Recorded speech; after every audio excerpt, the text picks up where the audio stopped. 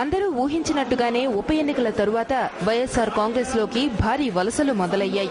వైఎస్ఆర్ పథకాలు రాష్ట్రానికి అవసరమని నమ్మిన వాళ్లు, జగన్ నాయకత్వమే రాష్ట్రాన్ని ముందుకు తీసుకెళ్తుందని విశ్వసించే నేతలు, కార్యకర్తలు, ప్రజలు వైఎస్ఆర్ కాంగ్రెస్ లోకి వస్తున్నారని ఆ పార్టీ నేతలు చెబుతున్నారు. మెదక్ జిల్లా సిద్దిపేట, గజ్వేలులో వందలాది కార్యకర్తలు వైఎస్ఆర్ కాంగ్రెస్ లో చేరారు. వీరిలో మేధావులు, విద్యార్థులు ఉండడం విశేషం. 2014లో వైఎస్ఆర్ కాంగ్రెస్ పార్టీ అధికారంలోకి రావటం ఖాయమని కొండా రాఘవరెడ్డి చెప్పారు.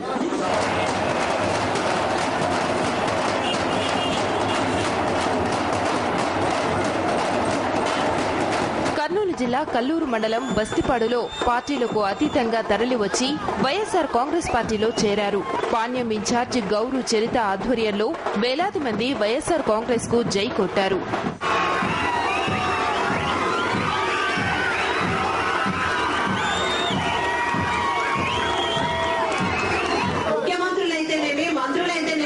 పదవులు కాపాడుకోవడానికే సరిపోతుంది కానీ వాళ్ళకి ఎక్కడేసిన అభివృద్ధి ఎక్కడేసిన గొంగలి అక్కడే ఉంది.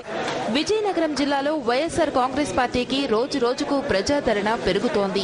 ఎల్కోట మండలంలోని పలు గ్రామాలకు చెందిన 3 సర్పంచ్లు, 5 ఉప సర్పంచ్లతో పాటు వందలాది మంది వైఎస్ఆర్ కాంగ్రెస్ లో జాయిన్ అయ్యారు.